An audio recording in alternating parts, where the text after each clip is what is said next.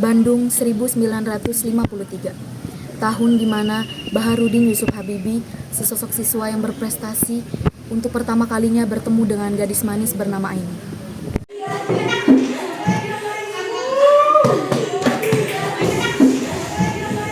Ada bapak.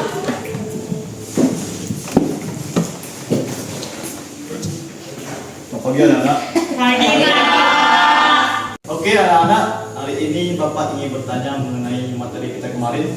Ada yang masih ingat mengapa langit itu warna biru? Kamu? Tidak tahu, Pak. Oh, kamu? Nggak tahu, Pak. Habibie? Coba.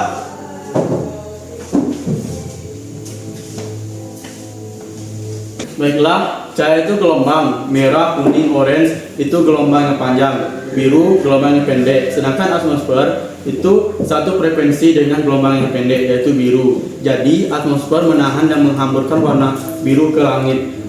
Itulah mengapa langit menjadi warna biru, Pak. Ada satu orang lagi yang bisa menjawab. Mana ini? Saya, Pak. Coba jelaskan mengapa langit itu warna biru. Kalau bukannya sudah dijelaskan ya Pak Mari. Jawab saja. Oke Pak, jadi cahaya itu gelombang, merah, kuning, orange itu gelombang panjang, biru itu gelombang pendek. Sedangkan atmosfer itu satu frekuensi dengan gelombang pendek, terutama warna biru. Jadi atmosfer itu menahan dan menghamburkan warna biru ke langit. Itulah mengapa langit menjadi warna biru, Pak. Nah, mau jodoh kali ini.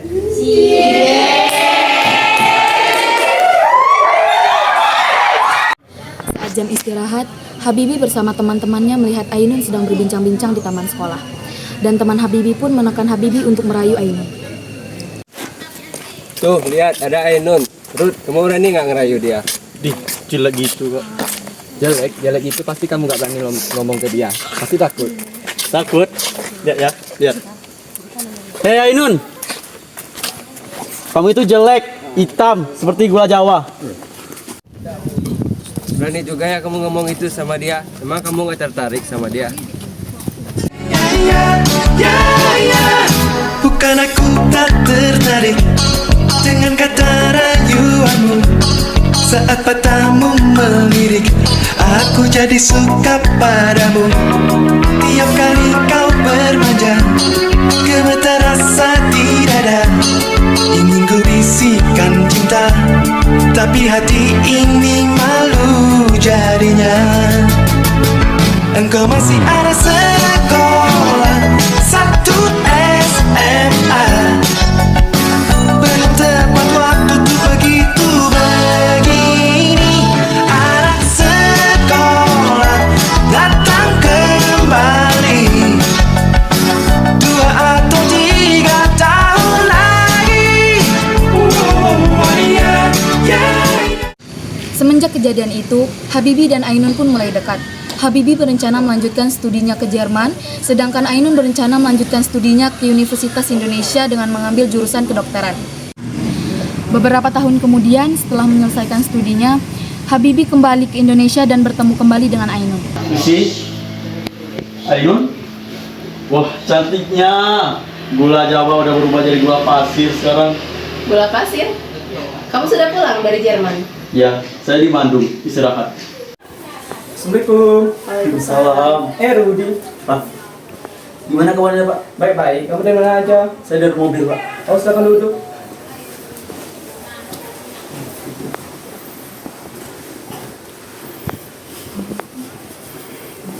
Nanti buka pasien di sini saja. Ibu sudah masak kok.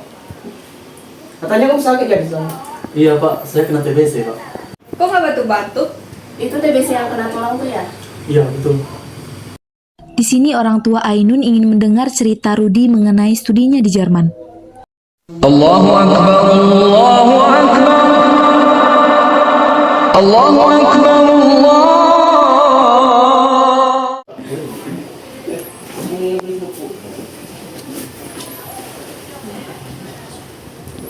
Saya dengar kamu udah jadi dokter ya sekarang? Iya, dokter umum. Nggak ada rencana yang jadi dokter spesialis kan? Mungkin dalam beberapa bulan ke depan. Maaf Ainun, kalau saya ngajak kamu jalan-jalan, nggak boleh? Ya cari udara di Bandung buat penyembuhan. Habibie dan Ainun pun pergi untuk jalan-jalan.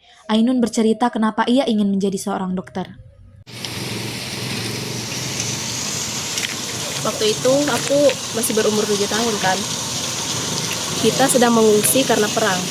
Saat itu ibuku tiba-tiba dipanggil oleh penduduk desa untuk membantu seorang ibu yang melahirkan. Saat pulang, baju ibuku penuh dengan darah. Di situ aku menangis ketakutan. Tapi ibu bilang dia habis menggendong seorang bayi laki-laki dan dia kelihatan senang sekali. Itulah mengapa aku ingin menjadi seorang dokter. Tapi keinginanmu itu sudah terwujud untuk menjadi dokter. Iya, Ainun sudah ada teman khusus belum? kalau belum, Itulah dengan saya. Dampingi saya, jadi istri saya. Kita akan membuat keluarga tanpa campur tangan keluarga besar. Entah kamu akan menjadi dokter di sana, entah kamu akan nyaman atau tidaknya di sana, akan tetapi saya akan menjadi suami yang baik ini. aku tak bisa janji. Aku tidak bisa janji untuk menjadi istri yang baik untukmu. Tapi aku janji akan mendampingimu untuk memenuhi janjimu itu. Mereka pun akhirnya menikah dengan menggunakan adat Jawa. Setelah menikah, Ainun pun ikut bersama Habibie untuk kembali tinggal di Jerman.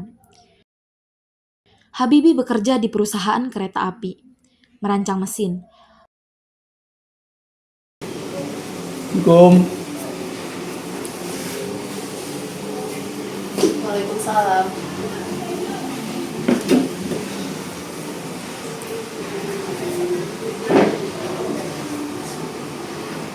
Kamu kenapa ini? Aku ingin pulang. Kalau aku pulang, aku bisa meringankan bebanku di sini. Hidupku di Indonesia, sedangkan hidupku di sini. Kamu kuat ini. Kita ibaratkan terowongan yang panjang dan gelap. Tetapi di terowongan tersebut pasti ada cahaya di ujungnya. Saya berjanji, saya akan membawamu ke cahaya itu. Waktu demi waktu, hari demi hari yang dilalui. Hingga tiba saatnya Habibie memberikan kerjasama dengan pemerintah Indonesia untuk membuat pesawat. Namun, ditolak. Ainun pun kembali menjadi seorang dokter di Jerman. Tidak selang beberapa lama, Habibie juga mendapat panggilan untuk bekerja sama di bidang industri. Setelah diskusi, Habibie dan Ainun memutuskan kembali ke Indonesia untuk mengabdi sesuai janjinya. Habibie juga memimpin proyek pembuatan pesawat pertama di dunia. Bandung, 10 Agustus 1995. Akhirnya pesawat pertama diuji dan berhasil diterbangkan. 21 Mei 1998, Habibie pun dipilih untuk menjadi Presiden Indonesia. Sudah malam, tidurlah. Selama beberapa bulan ini, kamu hanya tidur beberapa jam. Saya harus mengerjakan tugas penting dulu. Kamu tidur saja dulu. Tapi tetap saja, kamu itu harus istirahat. Saya mengerjakan tugas penting dulu. Ya wes lah sakarmu.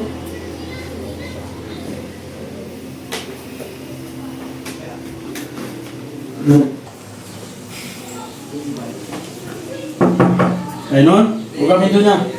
Kamu itu pemimpin negara. Kalau kamu tidak bisa memimpin tubuhmu sendiri, bagaimana kamu bisa memimpin 200 juta orang? Aku tidak bisa, Ainun. Rehatlah.